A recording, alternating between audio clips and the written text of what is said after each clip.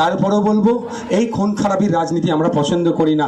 তৃণমূলেরই খুন হোক না কেন, সেও একজন মানুষ, তারও একজন পরিবার আছে, তারও সন্তান থাকতে পারে, তারও স্ত্রী থাকতে পারে, তারও পিতা আছে। এই অন্যায় যেটা করছে তৃণমূলের আমরা মেনে নিতে পারছি না। আমরা চাই শান্তিপূর্ণভাবে মানুষ বসবাস করুক, যার যে রাজনৈতিক মতাদর্শ নিয়ে চলছে চলুক, বা নিজেদের মধ্যে গোষ্ঠীদ্বন্দ্ব যেটা হচ্ছে সেটা অবিলম্বে বন্ধ হওয়া দরকার।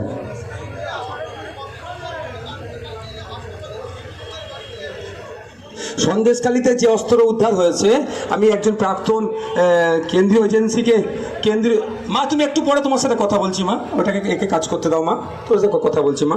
কেন্দ্রীয় এজেন্সিকে যে তদন্ত করেছে, একটা প্রাক্তন কেন্দ্রীয় এজেন্সির একজন কর্তার সাথে আমি কথা বলছিলাম যে ওখানে সম্ভবত ব্ল্যাক নাকি জিলাক, হ্যাঁ গ্লক, কেন্দ্রীয় গ্লক 17 নামে একটা এই ধরনের বন্দুক পাওয়া গিয়েছে, যেটা আমাদের ফোর্সের কাছে, রাজ্যের পুলিশ, দেশের পুলিশের কাছে থাকে না। অত্যাধুনিক অস্ত্র বিদেশ থেকে আসলো কোথায়? সম্ভবত বেলজিয়াম মেড, সেটা বেলজিয়ামে তৈরি হয়েছে। কিভাবে আসলো, কারা নিয়ে আসলো? এই দেশদ্রোহীদের হয়ে যারা সওয়াল করছে, আমার তো মনে হয় তাদের বিরুদ্ধে আইনত ব্যবস্থা নেওয়া দরকার। এখানে রাজনীতি করা আমাদের মনে হয় ভুল হবে।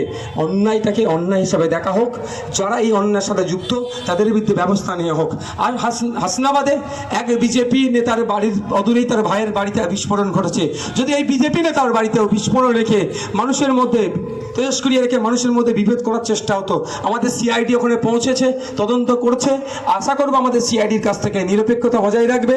যদি ওর বাড়িতে দিয়ে কই অঘটন ঘটানোর চেষ্টা করে, যারা ওই নেতার বাড়িতে দিয়ে অঘটন ঘটানোর চেষ্টা করছে তাদের বিরুদ্ধে ব্যবস্থা গ্রহণ করবে। আর ওই নেতা যদি বাড়িতে রেখে মানুষের মধ্যে বিভেদ তৈরি করার জন্য ওটা রাখে, তার বিরুদ্ধে ব্যবস্থা গ্রহণ করুক। আমি আশা করব নিরপেক্ষতার সাথে আমাদের সিআইডি তদন্ত করবে।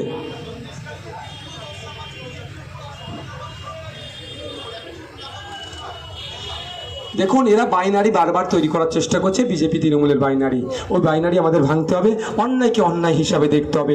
বিদেশি অস্ত্র পাওয়া গিয়েছে, তদন্ত হবে, কে কোথায় কিভাবে নিয়ে এসেছে সেটা তদন্ত করলে বেরিয়ে আসবে। আমি কোনো পার্টিকুলার রাজনৈতিক দলকে আমি দোষারোপ করব না, কিন্তু যেভাবে তৃণমূল সন্দেশখালীর হয়ে ব্যাটিং করছে, আমার তো সন্দেহ লাগছে যে তৃণমূলের স্পন্সর ছিল না তো ওটা।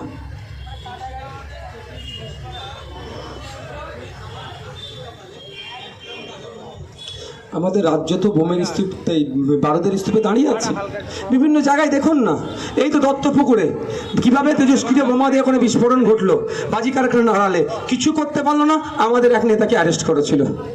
এটা ছাড়া ওদের কিছু করার আছে? ওরা তো এই শিল্পকে চলাচ্ছে। খবর পেয়েছিলাম ওখানকার বোম নাকি ভাঙড়েই যেত, আমাদের কর্মীদের উপর ওই বোমই চালিয়েছে। আজকে যে ঘটনা ঘটেছে, বিভিন্ন জায়গায় উদ্ধার হচ্ছে, রাজ্য সরকার তো ব্যর্থ। তারা আজকে ঠিকঠাক করে তো দায়িত্ব পালন করেনি বলে এই বোমাগুলো এসেছে। এখন যদিও ইসিআইয়ের হাতে আছে, ইসিআই কি কটা ভূমিকা পালন করে সেটাই দেখার বিষয়।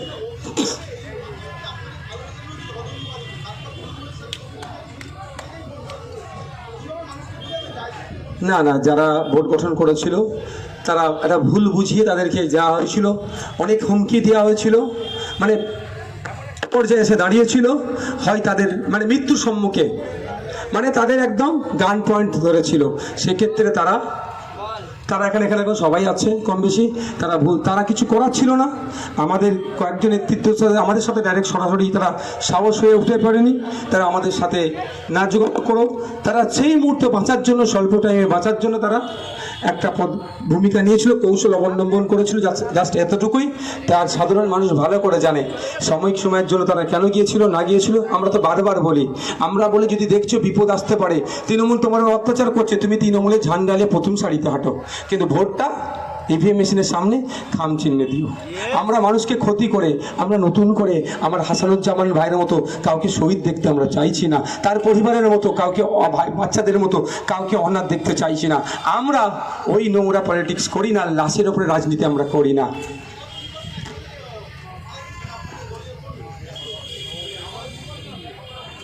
হাসানুজ্জামান ভাই, তার পরিবার আছে, আমরা এই বছরে একবার করে এসে মালা পরিয়ে দিয়ে চলে যাই না, অমর রহে বলি না, খোঁজতে দেখতে পারেন।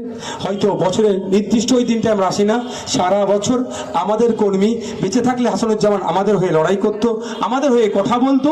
তিনি আমাদের মধ্যে নাই, তার পরিবার আমাদের সাথে যাতে যুক্ত থাকতে পারে, আমরা যে আইএসএফের পরিবার সেই রকম পরিবার হিসাবে তাকে আমরা আগলে শুধু হাসানুজ্জামান নয়, আমাদের আরও 3 জন কর্মীকে শহীদ করেছে এই তৃণমূলের আমলে, প্রভাঙড়ের 3 জন, তাদের পাশেও আমরা তাদেরকে আইএসএফ আগলে ধরে রেখেছে।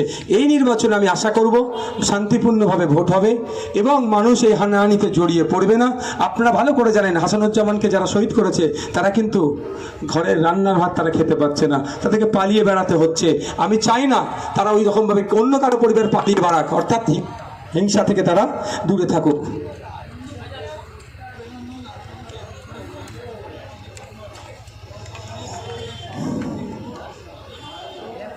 প্রতিনিয়ত ওই রকম আইএসএফের কর্মীদের উপরে হচ্ছে, আইএসএফের পতাকা নিয়ে আগুন জ্বালিয়ে দিচ্ছে, মারধর করছে, পতাকা লাগানোর জন্য, ব্যানার লাগানোর জন্য মারধর করছে। যেভাবে বিরোধী পরিসরকে, গণতন্ত্রের পরিসরকে তৃণমূলের দ্বারা হচ্ছে, এটা কোনোভাবেই মেনে নেওয়া যায় না। আমরা ধিক্কার নিন্দা জানাচ্ছি প্রতিটা ক্ষেত্রে। আমরা চাইব ECI election commission of India এটা দেখছে, তিনি গুরুত্বপূর্ণ ভূমিকা পালন করুক। প্রত্যেকটা রাজনৈতিক দলের রাইট আছে এই ব্যানার, পোস্টার, হোর্ডিং লাগানোর, তারা লাগাবে এবং সেটাকে যাতে নিশ্চিতভাবে লাগাতে পারে তার সুব্যবস্থা ইসিআই ব্যবস্থা করুক। Thank you.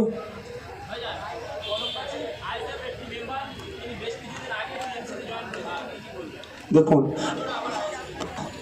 আমি আবারও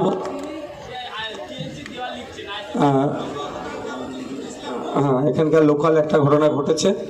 অবশ্যই আপনারা যেটা বলেছেন ঠিক কথা। আমরা দলীয়ভাবে তার বিরুদ্ধে কি পদক্ষেপ গ্রহণ করেছি একটু আমাদের জেলার নেতৃত্বদের কাছে জানতে পারবেন। কারণ হচ্ছে আমরা স্পষ্ট ক্লিয়ার, এই তাপসবাবু ভোটে লড়াই করছে, তাপসবাবুর আয় ব্যয়ের টোটাল হিসাব আমাদের রাজ্য কমিটিতে জমা আছে। তাপসবাবু লড়াই করছেন আপনাদের মূল্যবান ভোট, জনগণের ভোট নিয়ে। পার্লামেন্টে গেলে প্রতি বছরে কিন্তু তাপসবাবুর হিসাব আমরা নেব। যদি দেখি আয়ের বহির্ভূত হিসাব হয়েছে তাপসবাবুকে কিন্তু তখন আমরা আমাদের দলে আর রাখবো না, বহিষ্কার করে দেবো। সুতরাং আমাদের দলে থাকতে গেলে স্বচ্ছতার সাথে থাকতে হবে। যদি কেউ ভালো না বাসে আমার দলে না থাকতে চাই, টাটা বাই বাই, কিন্তু দুয়াসলা মাল আমরা দলের মধ্যে রাখবো না। আমাদের ক্লিয়ার অ্যান্ড লাউড আমরা বলে দিই। Thank you.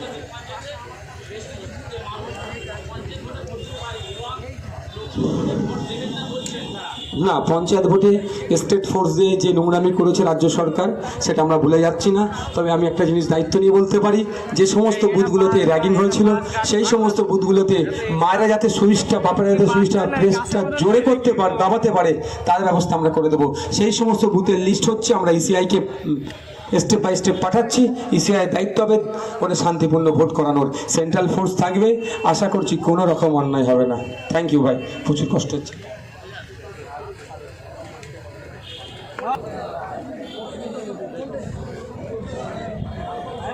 ভোটটা আনো, এমনি সবসময় দেখতে পারবো।